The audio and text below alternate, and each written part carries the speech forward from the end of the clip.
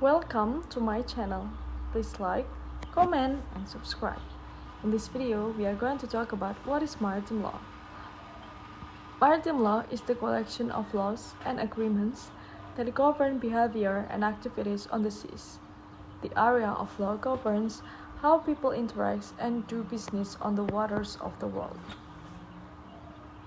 Also called admiralty law, maritime law primarily governs activities on international waters. However, there are also laws that apply to the waters in and near each country. Generally, each country applies their own laws to inland waters, like lakes and rivers. When most Americans board a cruise ship, they are blissfully unaware of the maritime law that applies to their case. However, maritime law affects everyone who travels on the high seas. Maritime laws regulate a wide variety of activities and possible events, including commerce, navigation, lost cargo, leisure travel, and the interaction between employers and a seaman. Where does maritime law come from? Maritime law is a collection of international agreements and domestic laws. Many domestic laws codify and give domestic enforcement power to international agreements. In the United States, maritime law is mostly federal law. Sometimes, things like personal injury cases that occur on the seas might go to a state court. However, laws that specifically address maritime issues and activities are federal laws. Even when a case goes to a state court, federal law typically applies. A lot of modern, codified maritime law comes from British principles of common law.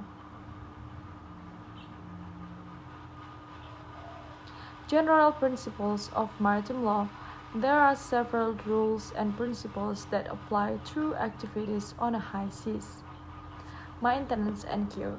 When a seaman is in service to an employer, they have a right to appropriate injury care. When a seaman gets hurt on the seas, their employer must treat them. The term for this responsibility is maintenance and cure. A seaman has a right to treatment until they have received the maximum possible medical benefits for their injuries. They have a right to treatment until the journey ends. The Longshore and Harbor Workers' Compensation Act requires ship owners to provide a system that is similar to workers' compensation for injured seamen. Duties to passengers. When a ship carries passengers, they have a duty of reasonable care to the passengers. That makes the ship owners liable for negligence claims that arise during the journey. Typically, American passengers can bring claims in the U.S. federal courts. Terms between the passengers and the carrier may provide for a choice of a forum. In most cases, ship owners state that passengers must bring their cases in Miami or Seattle.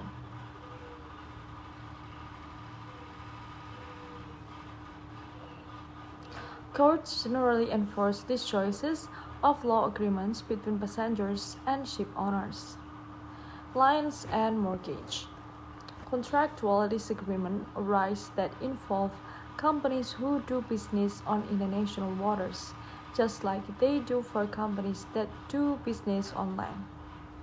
When these disputes arise, those involved must have a forum to resolve their disputes. In the United States, contract disputes involving maritime activities go to federal courts. Examples include defaults on loans for maritime activities and wage disputes involving maritime employees. Salvage and treasure. When a party recovers lost treasures and other lost cargo, a question arises as to how to fairly divide the recovered property. The party who owns the property generally has the rights to it. However, the person who recovers it has a right to a reward. Salvage cargo can be money, and it can be also historical artifacts. A party trying to salvage lost cargo can enter into a contract with the property owner. That contract can state the amount of the salvage reward. If the parties do not enter into a contract ahead of time, the party that salvaged the lost cargo still have the right to reward. It is up to the court to decide an appropriate amount of the reward if the parties cannot agree. The amount of the reward depends on the risk of loss that the party incurs and other merits of the case. There are formal rules for engaging in salvage operation. Life saving on the high seas, there is no salvage rewards for saving a life. Seamen are expected to do their best to save the lives of those in danger on the high seas. There is no right to reward for saving someone's life, but seamen are obligated to do their best to help others in perils. Duties to client. A ship owner has a duty of care to their clients. If a ship transfers cargo for a client, the ship owner is responsible for the safety of the cargo from loading to discharge. There are a few exceptions, like acts of God and perishable goods. Unique jurisdiction consideration. Article 3, Section 2 of the U.S. Constitution gives the U.S. Federal Court jurisdiction over maritime law disputes. The federal court jurisdiction is not exclusive. Some types of cases can still go to state courts. Cases that involve property disputes, like salvage cases, always go to federal courts. Cases like damaged cargo products, liability, and personal injury can go to state or federal courts. For maritime lawyers, concurrent jurisdiction presents some unique questions and challenges. Even if a state court applies federal law, a state court always applies its own procedures. The difference can be significant. For example, in federal courts, there is no right to a jury trial except if a seaman brings a claim against their employer. Investigating and prosecuting crime on the high seas, the U.S. Coast Guard enforces maritime law within its jurisdiction. The United States has jurisdiction up to 12 miles of its coast. The United States has limited jurisdiction for another 12 miles.